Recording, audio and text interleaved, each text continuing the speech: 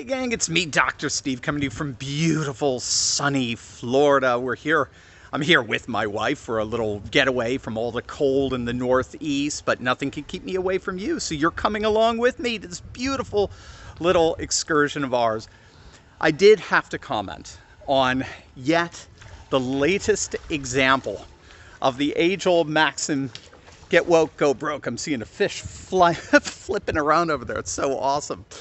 And now it's coming from the Olympics, and the Winter Olympics, coming from Cortina, Italy. And I'm just so sad about that. I mean, athletes are so ideologically gullible. I mean that. It's sad the way the legacy media is so easily able to goad them into vomiting their disdain for President Trump and Trump's America. And the latest here is coming from the American skater Amber Glenn, who apparently is not representing the United States, but instead has decided that she's going to represent the LGBT community. Yeah, it's been a hard time for the community overall under this administration. It isn't the first time that we've had to come together as a community and try and fight for our human rights. And now, especially, it's not just affecting the queer community, but many other communities. And I think that we are able to support each other in a way that we didn't have to before. And because of that, it's made us a lot stronger. I hope I can use my platform and my voice throughout these games to try and encourage people to stay strong in these hard times. I know that a lot of people say, you're just an athlete, like stick to your job, shut up about politics, but politics affect us all. It is something that I will not just be quiet about because it is something that affects us in our everyday lives. So, of course, there are things that I disagree with, but as a community, we are strong and we support each other, and brighter days are ahead of us. What a bunch of utter, meaningless platitudes. I mean, seriously, think about the level of ideological brainwashing you have to go through to even remotely conceive of the world like that. This active athlete just basically said that she's using her platform, this platform that our nation gave to her, to be a voice for a community that is not specific to our nation. I mean, you heard her say it. This is all about, quote, human rights. It's not about American values. It's about human rights. And human rights, by definition, transcend nation, culture, custom, tradition, land, inheritance. They are globalist values. What you just heard in that rather incoherent rant was a literal babble of the globalization of American sport.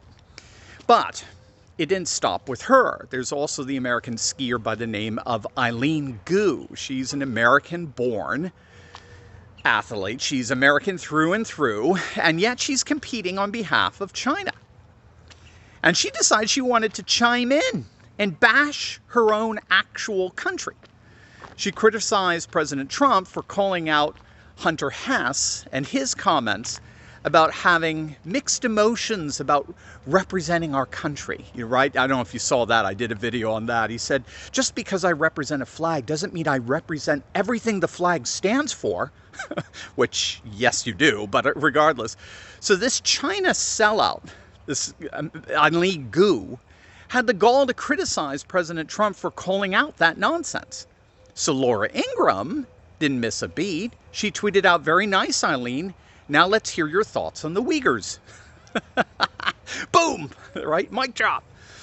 You want to talk about politics, Eileen? Sounds great. What's your thoughts on the country you represent and their treatment of the Uyghurs? And Laura went even further.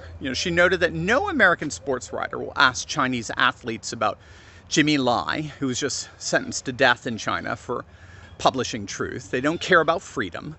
They don't care about America. They just hate Trump. Bottom line, that's all this is. They hate Trump. That's what this goading is for the media. They hate Trump more than they love truth. Again, these are people who couldn't even tell you what a woman is, so they don't know what truth is. But regardless, now we're finding out that Hunter Hess, who's the original one who got all this woke nonsense started in the Olympics, he's backtracking big time. Did you hear about this? He's quickly reversed course after the firestorm that erupted. Within 48 hours of his mixed emotions comment going viral, Hess disabled all comments on his Instagram, and he posted a new statement striking a dramatically different tone, saying, "Oh, I love my country. I'm so grateful and honored to be representing Team USA. I can't wait to compete for the red, white, and blue." So obviously a very astute PR agent got to him and said, "Dude, Obama ain't president no more. You can't say nonsense like that in a nationalist age." So whoever it was who got Hunter Hess to do a near complete 180 from his original remark, you did a good job. In fact, the backlash was so intense that within 48 hours, both Hess and Glenn were in full retreat. Amber Glenn announced that she was stepping away from social media entirely after receiving what she called a scary amount of backlash. So she went from a platform to encourage resistance to going completely dark. And the reason for that is simple. And that's exactly what we're about to find out. Now, did you know that Alzheimer's isn't waiting for old age anymore? It's spreading, it's accelerating, and it's showing up decades earlier. Early onset dementia and Alzheimer's are on the rise. Reports show a 373% increase in diagnoses among 30 to 44-year-olds and a 311% increase in 45 to 54-year-olds in the United States in recent years. But when doctors attempt to treat these brain diseases, they often focus on medicating the brain itself, addressing symptoms like Band-Aid rather than solving the root cause. Alzheimer's disease is driven by chronic inflammation and oxidative stress, which damages brain cells and triggers the buildup of toxic proteins. Now, these same destructive processes fuel neurodegeneration, cognitive decline, and even increase cancer risk, yet they're rarely the primary target of treatment. The root cause of many brain disorders is found in the gut microbiome. Groundbreaking research now links gut bacteria directly to Alzheimer's disease and shows that what we consume plays a defining role in not just cognitive but overall health as well. Numerous studies suggest that the number one thing you can do to combat these chronic diseases is to consume kimchi. There's so many bioactive compounds in kimchi that have been found to improve cognitive and memory function by targeting amyloid beta. That's the main sign of Alzheimer's disease that forms those sticky plaques in the brain. Notably, these same protective mechanisms are linked to reduce cancer risk with kimchi's ability to suppress carcinogen activating enzymes. So that's why Brightcore created Kimchi One. It delivers all the benefits of real kimchi in convenient capsules. No taste, no smell, and no GMO. 100% made right here in the United States. Today you can get an exclusive offer by clicking the link below for 25% off your entire order, or for the best deal available, call my friends at Brightcore for up to 50% off plus free shipping. You'll love them. Call them now at 888-597-0233. That's 888-597-0233. Call them right now. Americans have never been ambiguous about this. When you put on the flag, you represent the country. You don't represent your own personal politics. You don't represent your own personal moral code. When it comes to sports, even for most on the political left, we are a nationalist country through and through. We have long been conditioned to see national sports as events that bring us together as Americans.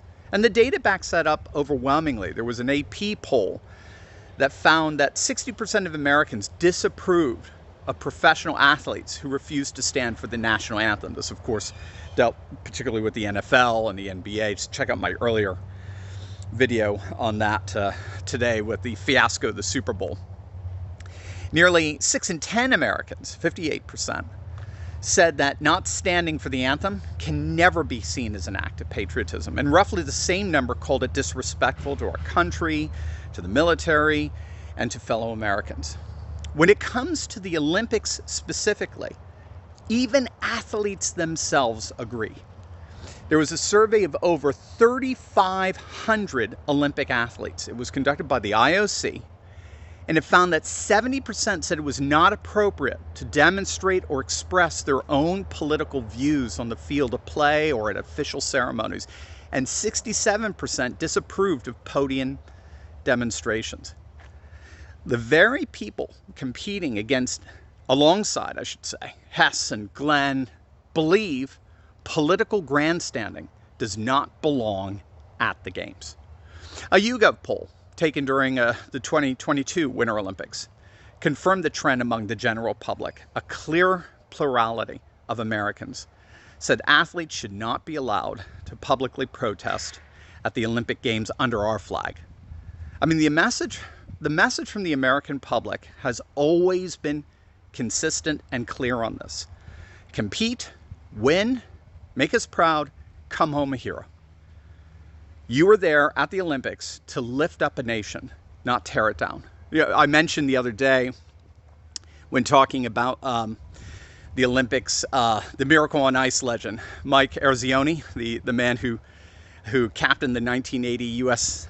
hockey team that defeated the Soviet Union during the Cold War. He was very upset. He was absolutely livid when he heard those comments from Hunter Hess about mixed emotions. I remember Hunter Hess actually went on to say he's really more just representing family and friends, not his country. And Mike was like, dude, then you need to step aside, because the Olympic teams, for those who are there to represent the nation that gave them this incredible privilege and opportunity in the first place. And if you think it through, this was back in 1980, right? Miracle on Ice. If anyone had a right to distance himself from the country at the time, it would have been Mike and the U.S. hockey team, right? I mean, we had a complete and total imbecile in the White House, Jimmy Carter. We were the laughing stock of the world. We were being humiliated on the world stage with 50-plus citizens being held hostage in Tehran. We had double-digit inflation. But Mike knew that representing his nation was bigger than all of that. And so, what did Mike and that young American hockey team do? They laced up their skates, they put on the stars and stripes, and they pulled off the greatest upset in Olympic sports history. They didn't whine about their mixed emotions. They lifted up a nation. And that is what the Olympics are all about. Now, the good news is that these woke athletes are learning that lesson whether they want to or not. Americans are not going to tolerate this woke absurdity anymore, nor should they have to. America is back, and every Olympic athlete is learning that lesson one way or another. Love you guys. God bless.